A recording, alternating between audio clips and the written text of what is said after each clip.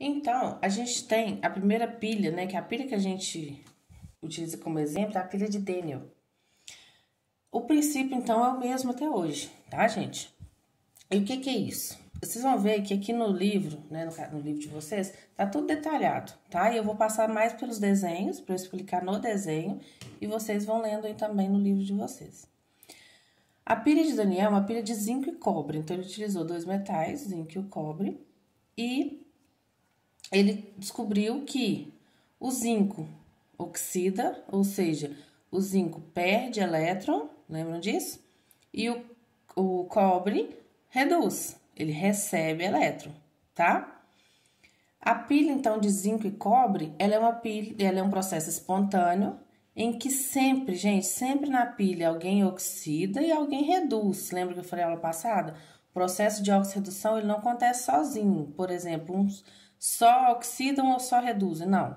Se um elemento oxida numa reação, o outro necessariamente tem que reduzir, tá? A gente falou no final da aula passada sobre agente redutor e agente oxidante. Nós vamos usar isso também. Geralmente é na pilha que eles falam sobre agente redutor e agente oxidante.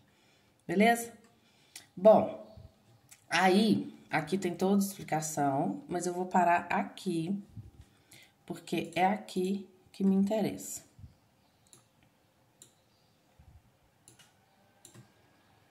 Beleza aqui? Tá. Então, como é que funciona a pilha de zinco e cobre? Bom, eu vou colocar, eles colocam uma lâmina de zinco, que a gente chama de semicela, tá? Ou semicélula, mesma coisa, que a gente chama de eletrodo, né? É o eletrodo de zinco, tá? E do outro, ligado por um fio metálico, que aqui eu posso pôr um voltímetro, posso, né, para medir essa diferença de potencial, posso pôr uma lâmpada, porque quando eu ligar o circuito aqui, a lâmpada vai acender. E do outro lado eu tenho outra semicela de cobre. Eu posso ter outros metais, mas a de Daniel é de zinco e cobre e a gente vai estudar ela como exemplo, tá? Vocês vão ver que tem vários outros metais e é sempre a máxima é um oxida e o outro reduz. Então, do outro lado eu tenho a semicela ou semicélula de cobre, tá? Essas semicelas ou esses eletrodos, eles vão estar dentro de algum recipiente com o seu sal correspondente. O que é o sal correspondente? Ó, se a semicela é de zinco, ou seja, o que tá aqui, gente, é o zinco zero. Ó, ele é sólido, é essa parte aqui, ó, zinco zero. Beleza? Que é o cara que tá aqui, eu não tô falando do líquido ainda não. Só que ele vai estar dentro de um recipiente com líquido contendo sal do próprio metal, ou seja, o sal, no caso aqui, é o sulfato de zinco. Então, se eu tenho o eletrodo de zinco, sal é o sulfato de zinco, tá? Pode ser nitrato de zinco, pode ser qualquer coisa de zinco, tá? E o zinco, o sal, quando ele está em água, né, ele está aquoso, ele não dissocia, né, ele não separa em Zn2+ e SO4 2-. Vamos escrevendo isso aqui, ó, Zn2+ e SO4 2-. Beleza? Então, eu tenho aqui esse cara aqui, ó, Zn2+, tá? Está aqui, ó, na solução. O que que está na lâmina de zinco? O Zn0, porque o que está sólido tem o NOx igual a zero, tá? O metal sólido tem o NOx igual a zero. Do outro lado, a mesma coisa, eu tenho eletrodo de cobre, então esse aqui é o cobre zero. Sempre quando eu estou na metal, né, no metal sólido, meu NOx é igual a zero. E na solução aquosa vai ter o sulfato de cobre, que o NOx do cobre aqui na solução é 2+, tá?